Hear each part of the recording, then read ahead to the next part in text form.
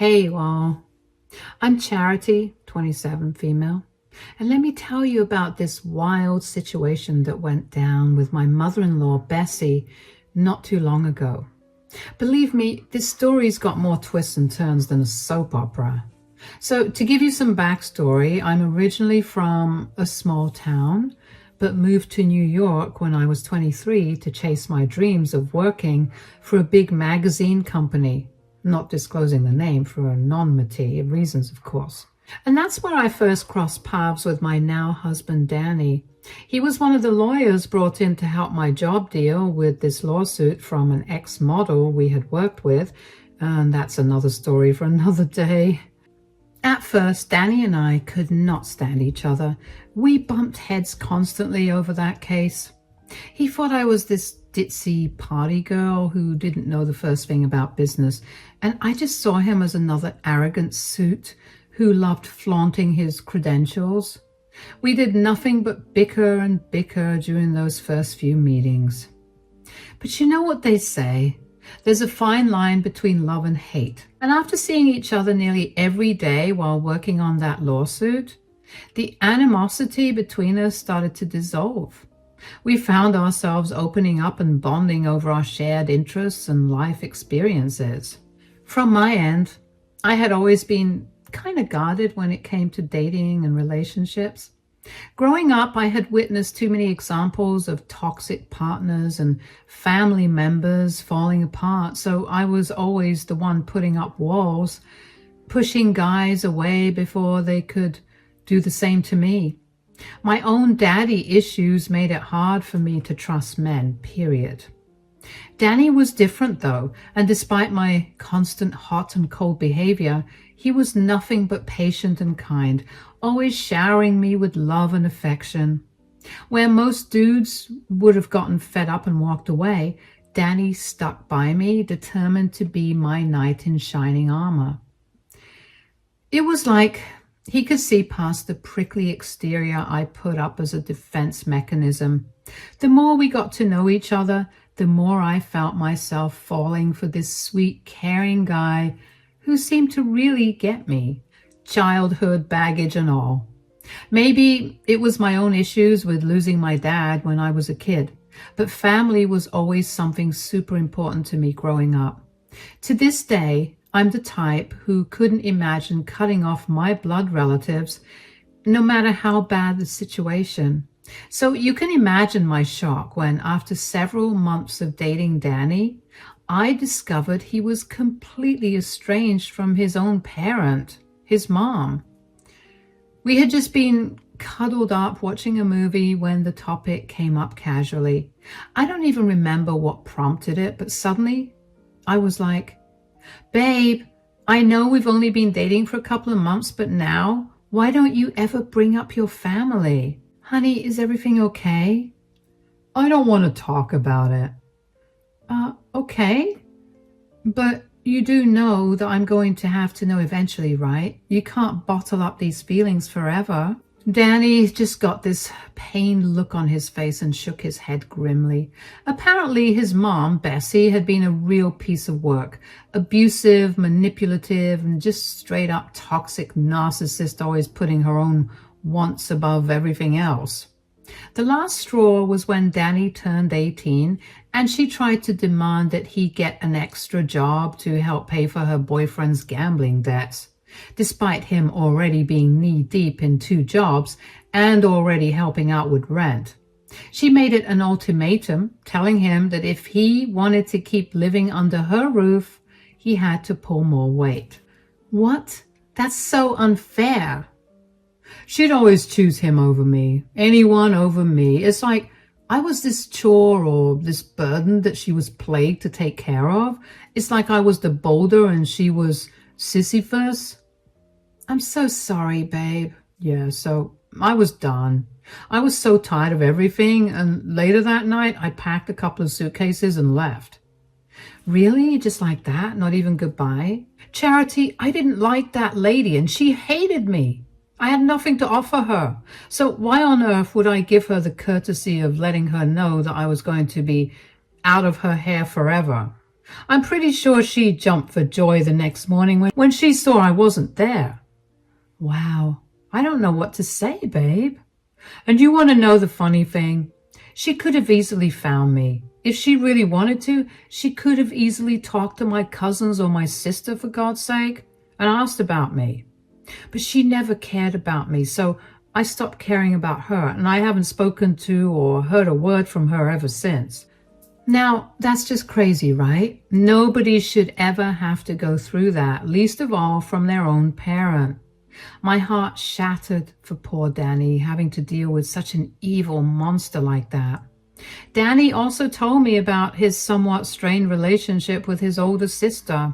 Apparently, she too had left the nest some time ago, but she refused to take Danny with her, telling him that all he was going to do was drag her down as she tried to start her singing career. So she was left alone to deal with the worst of his mother for a long time. Ouch. They check up on each other from time to time, but Danny says he could never have a normal family dynamic. He said that leaving was one of the hardest things he had to do, but he knew that if he stayed, he wouldn't last for long in that crazy house. I have to give the guy props for breaking that cycle of dysfunction and forging his own path in life. When I started poking around about his dad, it turned out the guy had passed away when Danny was just a toddler. From what he told me, Bessie never let the man's memory be at peace either, always talking trash about her deceased husband to manipulate her kids. So here was this guy I was falling for who had zero contact with any living family members except for his sister and a couple of cousins. At that moment, after hearing such a heartbreaking story, I made a promise to Danny that I'd make up for all the toxicity he had endured. I vowed we would build our own warm, loving family together, free from any of that dysfunctional BS he had been exposed to. I told him that he would never have to go through anything like that with me and the family that we were going to build. Those words must have really resonated with him because just a couple of years later, Danny got down on one knee and proposed. We were over the moon with happiness and finally ready to put the past behind us and start fresh as a new family unit. Or so we thought, because, the drama couldn't stay away for long. Our wedding day arrived, and while it was filled with so much love and joy, that wretched Bessie somehow caught wind of the event and decided to make an appearance unwelcome and uninvited. Can you believe the audacity of this woman? Apparently, Danny's cousin had spilled the beans to someone who told Danny's sister, who then looped their mother into the whole thing. You see, even though Danny was still in contact with his sister, they checked up on each other every now and then, and he didn't tell her about the wedding because he knew something like this would happen. Bessie was the type of person who wouldn't come to your dance recital, but she'd sure as heck ruin your birthday party. You know the type of people I mean, the people who always want the attention on them. It was like it was happening in slow motion. We had just finished tying the knot and getting jiggy on the dance floor, but that's when the doors swung open and I saw a face I didn't recognize. But when I turned to Danny, it was clear as day who this elderly-looking woman was. "Oh, Danny, did you miss me? I've missed you oh so much. Why didn't you tell me you were getting married? Can you believe this guy, my own son, forgetting to invite his own mother to his wedding? Not to worry, though. I'm sure it was all just a big misunderstanding." "What the hell do you want, Bessie?" "Oh, looks like someone's being testy. And on such a joyous day, no less. Shouldn't you be happy to see me?" "I'd be happier if you were 6 feet under. Who told you about this?" "Alice," Danny's sister, said she got word from Mark, Danny's cousin. Danny shot daggers at his cousin, who was just a couple of feet away, and Mark just looked embarrassed, like he didn't mean for it to happen, but it was too late. "Alice didn't want to come, said she had a flight to catch. You know how she is." "Why can't you just leave? Can't you see I'm happy? Leave me alone. Nobody wants you here." Poor Danny was completely blindsided and beside himself with anger. I had no idea what to do in that situation except try my best to stay calm and get this raging lunatic away from my husband before she triggered him any further. But that seemed nearly impossible, with Bessie getting louder and louder after each sentence, causing an even bigger scene and mortifying our guests. It was humiliating. She started insulting me as well, telling me my dress was ugly and that she had better fabric in the 80s. This really set Danny off and he started going ballistic. He was yelling and cursing, just saying, "Go away. Get away from me. I hate you. Why are you here? You want to cause a scene? Is that what you want? I'll give you what you want." Some of his groomsmen were trying to calm him down and drag him away from the commotion, and I jumped right into wifey mode, taking the responsibility of sending this witch away so that we could try and get back to the festivities. But from the looks on everyone's faces, my friends, my family, Danny's co-workers, seemed like this party was officially a dud. All thanks to that troll and her dramatics. While Bessie was in the middle of making a scene, screeching like a banshee about how dare we exclude her from her own son's wedding, I tried pulling her aside for a peaceful chat, woman to woman, and telling the MC to get the music going again so that we could enjoy the party. In that brief encounter, though, I could already tell this chick was already cartoonishly evil. The whole time we spoke, she just smirked and glared at me with these beady little eyes. Any reasonable person could sense the contempt and jealousy radiating off her. At one point, she even said something so messed up that all my sympathy for her vanished instantly. "You think you're so perfect, huh? Swooping in to steal my son away from his own family. Let me tell you, girlie, you are nothing and you won't ever amount to it.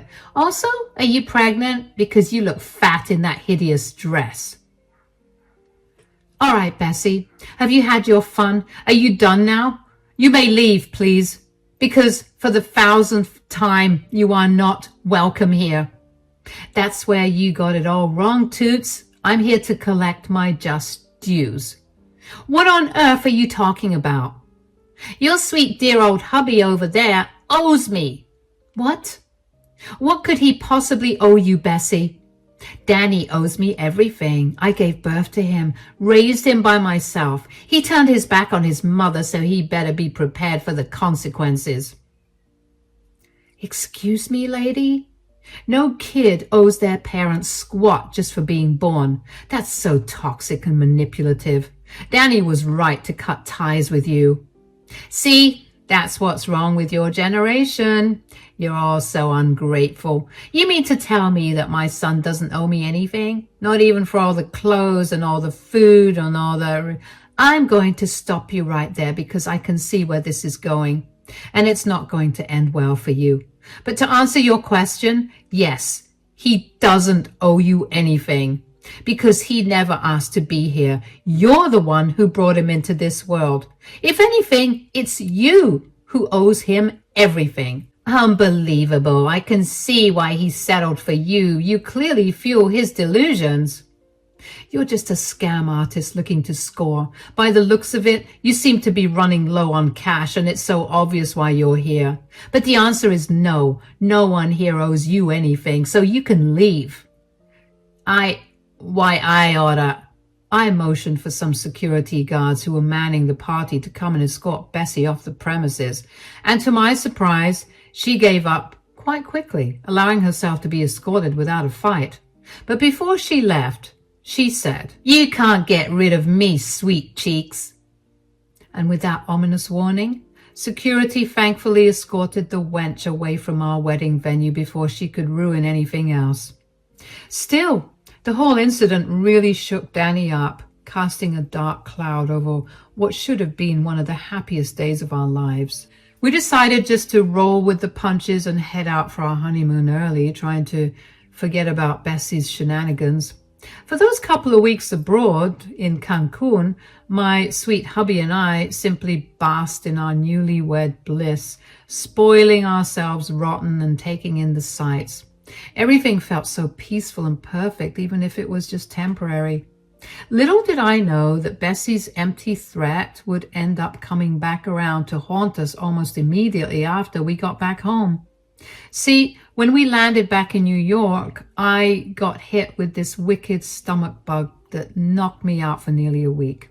Just me, Danny, and our cozy little home while I recovered.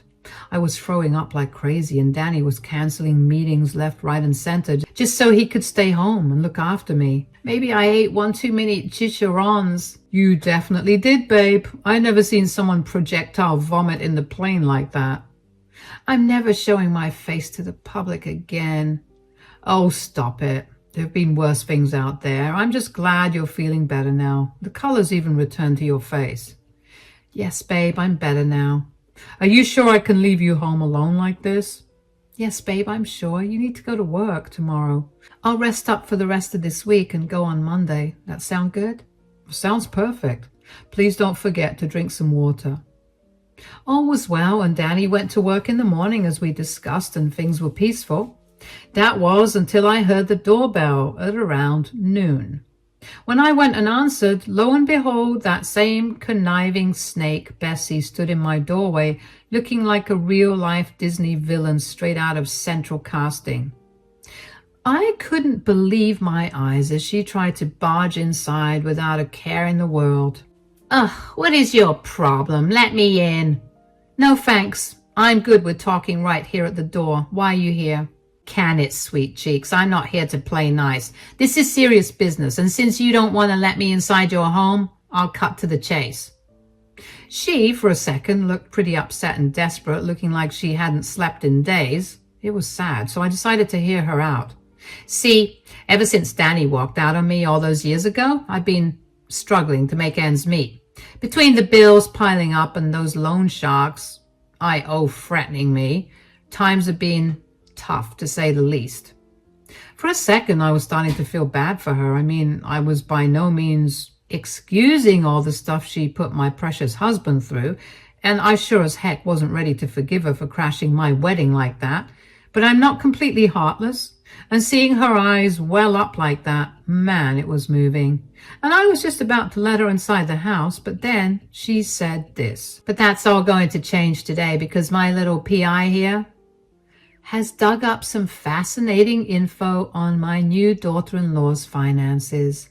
Lucky me, turns out Mama Bessie's son hitched himself a pretty lucrative prize.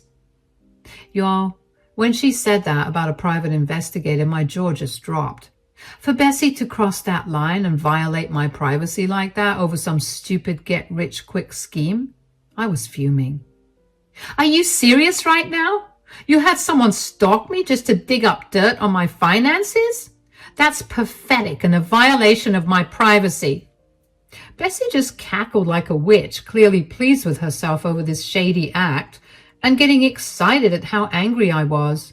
She waved around the folder from her little PI pal, grinning that deranged grin of hers. Relax, princess. This is all for a good cause. See, according to my digger here, you're quite a little money bag. Not a millionaire per se, but definitely living that cozy upper middle class lifestyle. Am I right? She leaned in uncomfortably close with that creepy leering smile.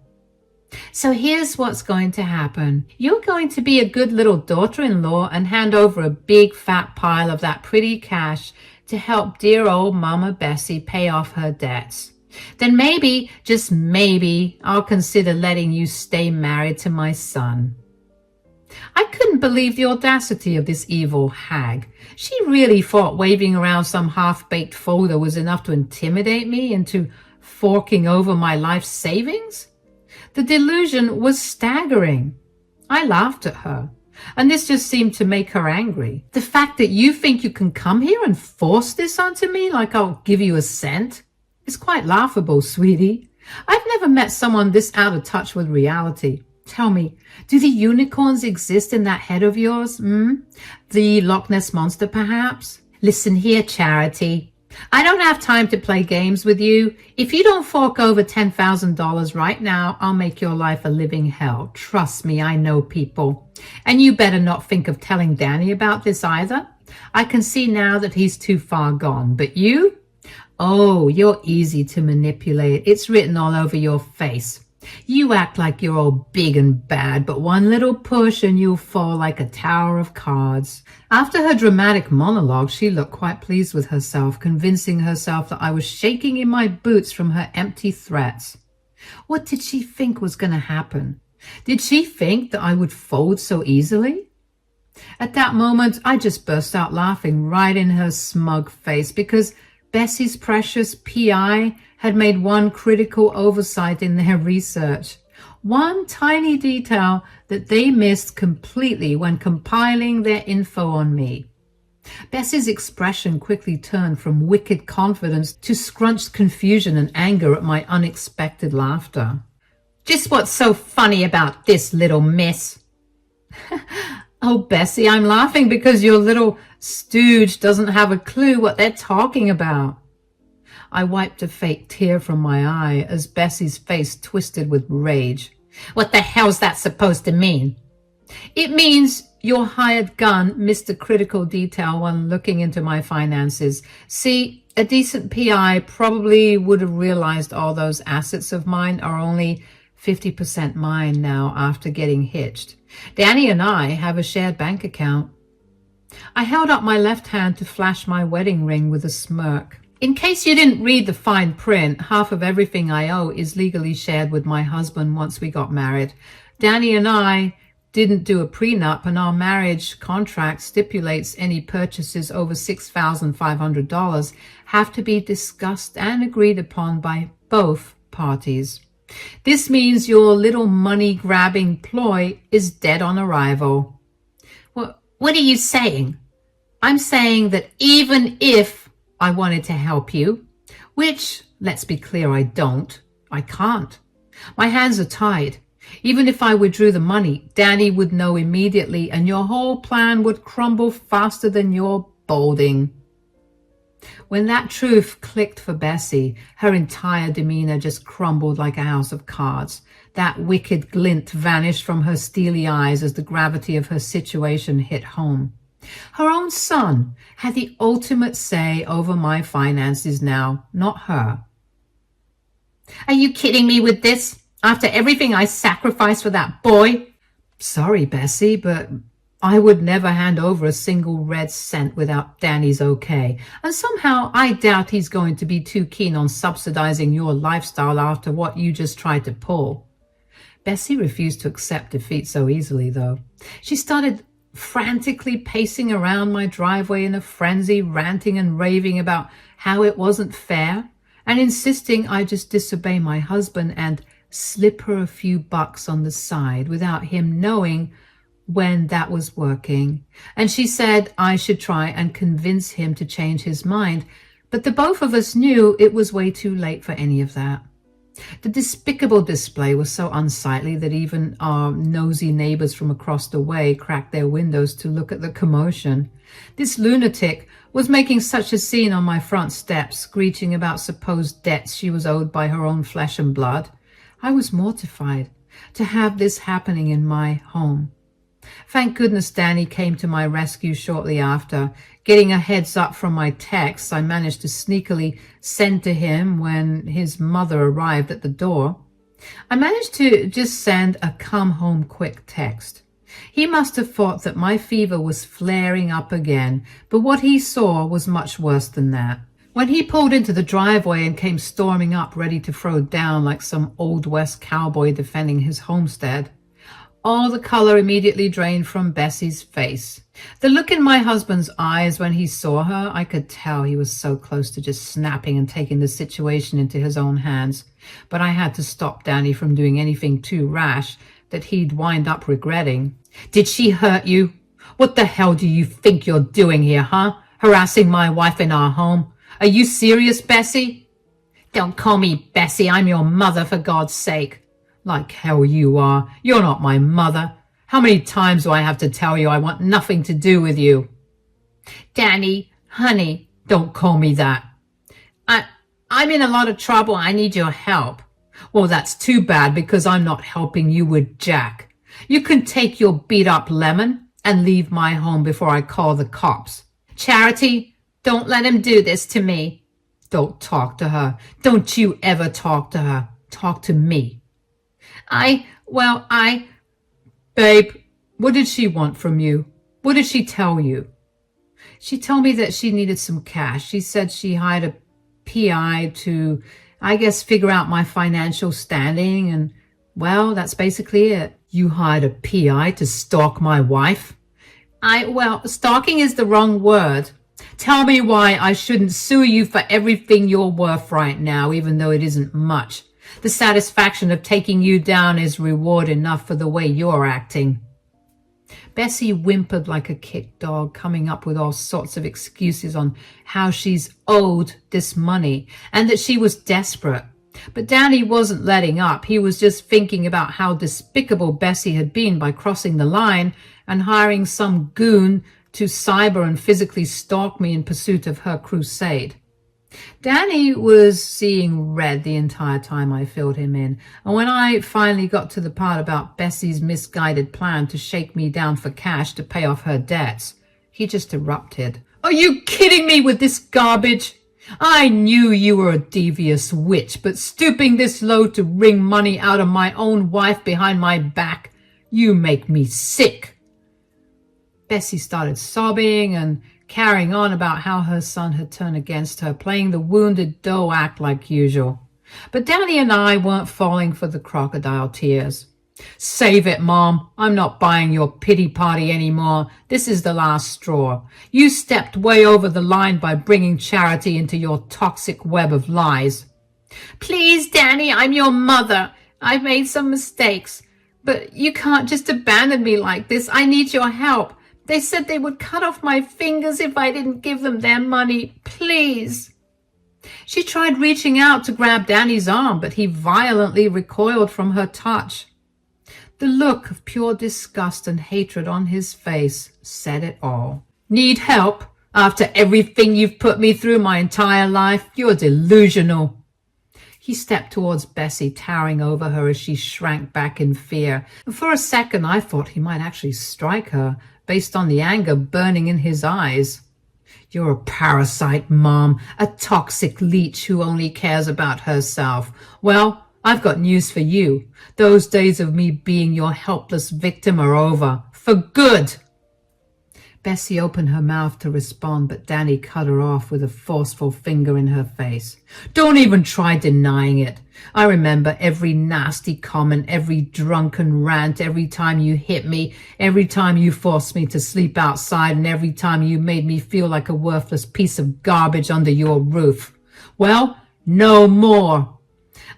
Just hear me out. From this day forward, I'm cutting you out of my life completely. I'm getting a legal name change and I'm filing for a restraining order, the whole 9 yards. You'll never be able to worm your way into my family's life ever again. I'm disowning you, Bessie, and you will never see me or Charity or our little one. Never again. Little one? What do you mean? I'm pregnant, Bessie. What? Bessie's jaw dropped in shock, like she couldn't process what was going on. I think her son's harsh words, combined with the fact that I just hit her with a ton of bricks, was just a bit too much for her. Tears started streaming down her face as the reality set in.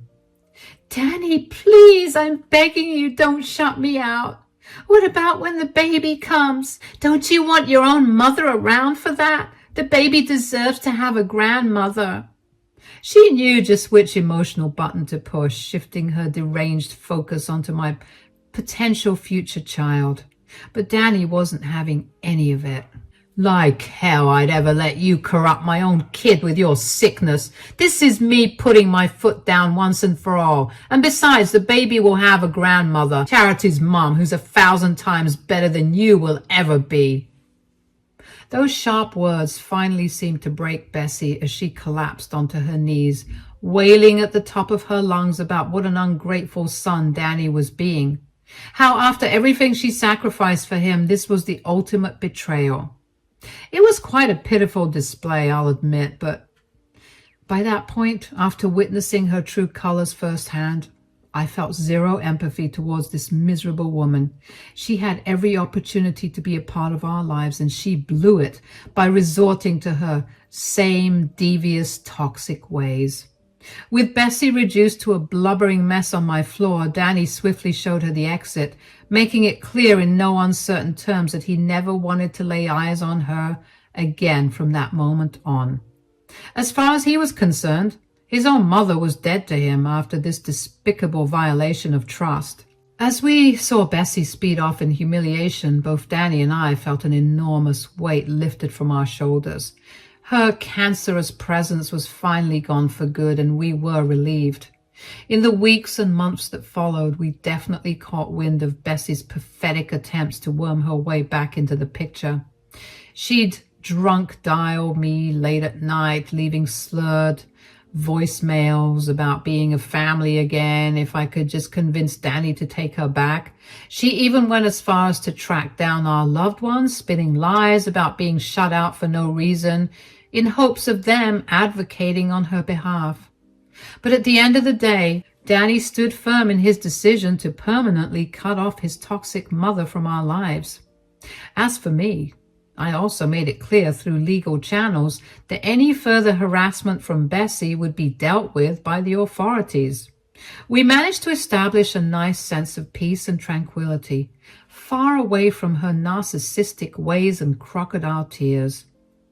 Last I heard through the grapevine, Bessie had hit rock bottom, living out of her car, still stubbornly refusing to admit her own horrific wrongdoings were to blame for being exiled by the last loved ones she had left. Part of me felt a twinge of sadness over how far she had fallen, but the other part knew she had dug her own grave through decades of toxic behavior and mind games. In a way, I'm actually grateful Bessie showed her true colors when she did, as twisted as that may sound, because it showed me once and for all how strong my husband's moral fiber is compared to that insidious witch. How he was nothing like her, thank goodness. Our little family unit might be small and unconventional, but it's filled with more love, compassion, and respect than Bessie could ever comprehend. At the end of the day, what matters is Danny and I stuck to our values instead of catering to her toxic tantrums. We're stronger for having survived that turmoil intact. So there you have it, you all. The craziest mother-in-law story I've got tucked under my belt so far. Knowing Bessie, though, I'm sure there are plenty more tales of her psycho behavior just waiting to unfold as Danny and I continue our journey together. But hey, at least we'll always be ready this time to show that demon the door when she inevitably comes slithering back in.